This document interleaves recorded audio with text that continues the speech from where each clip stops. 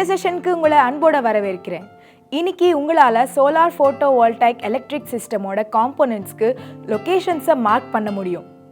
இந்த செஷனோட முடிவில் உங்களால் ஆன்சைட்டில் இருக்கிற சோலார் ஃபோட்டோவோல்டாயிக் சிஸ்டம்க்கு வேரியஸ் காம்போனன்ட்ஸை ஃபிக்ஸ் பண்ணுறதுக்கான லே அவுட்டை ஸ்கெட்ச் பண்ண முடியும். தேவையான tools and equipments: 50-100 feet measuring tape, digital camera, recording or logbook or diary, product manual for PCU or inverter, battery etc. அதோட சேர்த்து அதில் இருக்கிற dimensions, mounting angles, bolts and nuts. Various components locate பண்றதுக்கு சரியா plan பண்ணணும். Various காம்போனன்ட்ஸை locate பண்றதுக்கு ரூஃப்க்கு well conduct அசைன்மெண்ட்ஸை கண்டிப்பா பண்ணணும். அது ரொம்ப அவசியம். அது மட்டும் இல்லாம கீழே இருக்க क्वेश्चंसக்கு ஆன்சர்ஸ் கிடைக்கணும். சோலார் போட்டோவோல்டாயிக் இன்ஸ்டால் பண்றதுக்கு ரூஃப் ஒரு சரியான இடமா?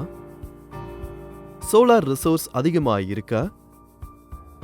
ரூஃப்ல இன்ஸ்டால் கெபாசிட்டி எவ்வளவு ஃபிட் பண்ண முடியும் மற்றும் இந்த சிஸ்டம்ல எவ்வளவு எனர்ஜியை டெலிவர் பண்ண முடியும்? ஒரு roof top solar photovoltaic இன்ஸ்டாலேஷன்னா photovoltaic panel எல்லாம் அரேல அசம்பிள் ஆகி இருக்கும். இது வழக்கமானது. மவுண்டிங் ஃப்ரேம்ஸ் தான் பேனல்ஸை சப்போர்ட் பண்ணி ரூஃப்ல செக்யூர் பண்ண வைக்குது. ஒரு டைப் ஆஃப் இன்ஸ்டாலேஷனை டிபெண்ட் பண்ணி தான் wiring, inverter and other components அமைஞ்சிருக்கும். ரூஃப் சைட்ல எல்லா காம்போனன்ட்ஸையும் அகாமடேட் பண்ற மாதிரி இருக்கணும் அண்ட் கீழே கொடுக்கப்பட்ட ஆஸ்பெக்ட்ஸை எக்ஸாமின் பண்ணணும். இன்ஸ்டாலேஷன் அண்ட் மெயின்டெனன்ஸ்க்காக ரூஃப் சைட்ல அக்சசபிள் கண்டிப்பா இருக்கணும். அது ரொம்ப அவசியம். சோலார் சிஸ்டம் காம்போனன்ட்ஸை ரூஃபுக்கு ஈஸியா லிஃப்ட் பண்ற மாதிரி இது இருக்கணும். இந்த சைட்ல இன்ஸ்டால் பண்ணதுக்கு அப்புறம் மெயின்டைன் பண்றதுக்கு பர்சனலா ஒரு நல்ல ஆக்சஸ் இருக்கணும். ரூஃபோட கான்ஃபிகரேஷனை பார்ப்போம்.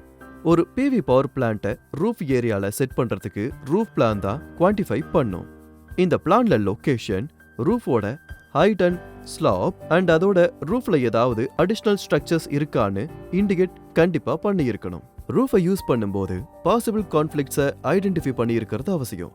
அதாவது ஹெலிபேட் இல்லனா கம்யூனிகேஷன் ஆண்டனா இருந்துச்சுன்னா அதுக்கான பர்சனல்ஸோட டிஸ்கஸ் பண்ணி ஸ்பெஷல் பெர்மிஷன் வாங்கி இருக்கணும் அண்ட் அதுக்கு ஏத்த மாதிரி சரியா அந்த ரூஃபை யூஸ் பண்ணி இருக்கணும். ரூஃபோட மெட்டீரியல்ஸ் அண்ட் ஸ்ட்ரக்சரை பார்ப்போம். ஃபர்ஸ்ட் விஷயம், ஆல்ரெடி இருக்கிற ஒரு பில்டிங்கோட ரூஃப் ரீப்ளேஸ் பண்ற மாதிரி இருக்கான்னு பார்க்கணும். இப்போ அந்த ரூஃபோட லைஃப் ஸ்பேன் முடிய போதுன்னா அதை சரி பண்ணிட்டு ரூஃப் டாப் போட்டோவோல்டாயிக் சிஸ்டமை இன்ஸ்டால் பண்றது தான் காஸ்ட் எஃபெக்டிவா இருக்கும். அதுதான் பயனுள்ள விஷயமாவும் இருக்கும்.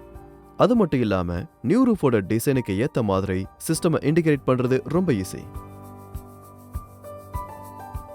ஏஸ்தெட்டிக்ஸ்: பில்டிங்கோட ஏஸ்தெட்டிக்கை நெகட்டிவா காட்டாத மாதிரி சோலார் போட்டோவோல்டாயிக் மாடல் இருக்கான்றத செக் பண்ணணும்.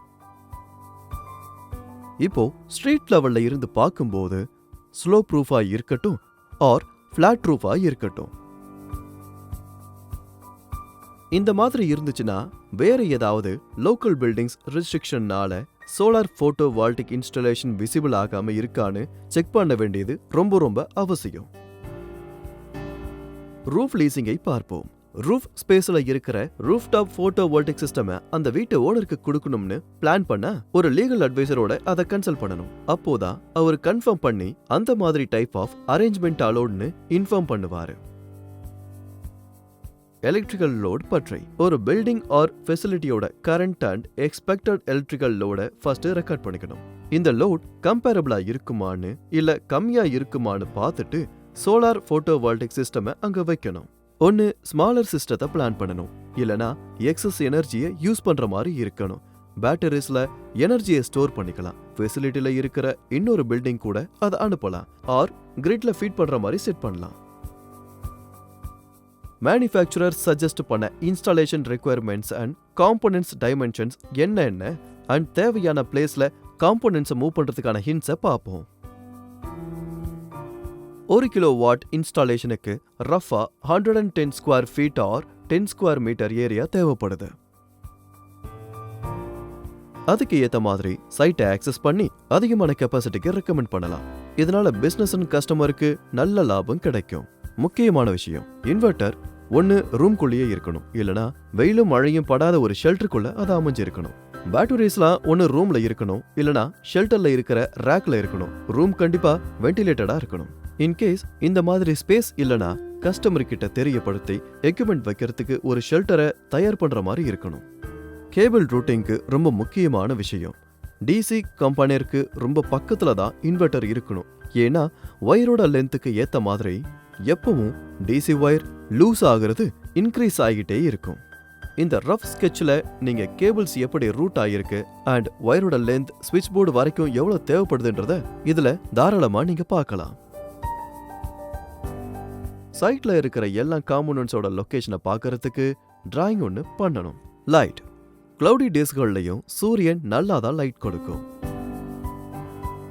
இப்போ பேனல்ஸ்ல இருக்கிற பிவி செல்ஸ் எல்லாம் லைட்டை டிசி எலக்ட்ரிசிட்டியை மாத்தி விட்டுரும். இன்வெர்டருக்குள்ள போற கரண்ட் எல்லாமே ஏசி எலக்ட்ரிசிட்டியா கன்வெர்ட் ஆகி யூஸ் பண்றதுக்கு அது தயார் நிலையில இருக்கும். இந்த கரண்ட்டை மீட்டருக்குள்ள ஃபிட் பண்ணிட்டா அதுதான் கன்சியூமர் யூனிட்டா அப்புறம் மாறுது. வீட்டுக்குள்ள பவர் எப்படி சப்ளை ஆகுதுன்னு பார்ப்போம். பிளக் அண்ட் ஸ்விட்ச் ஆன். ஜெனரேட் பண்ண எலக்ட்ரிசிட்டி இப்ப நம்ம யூஸ் பண்றதுக்கு தயார் நிலையில இருக்கு. இப்போ கிரிட்.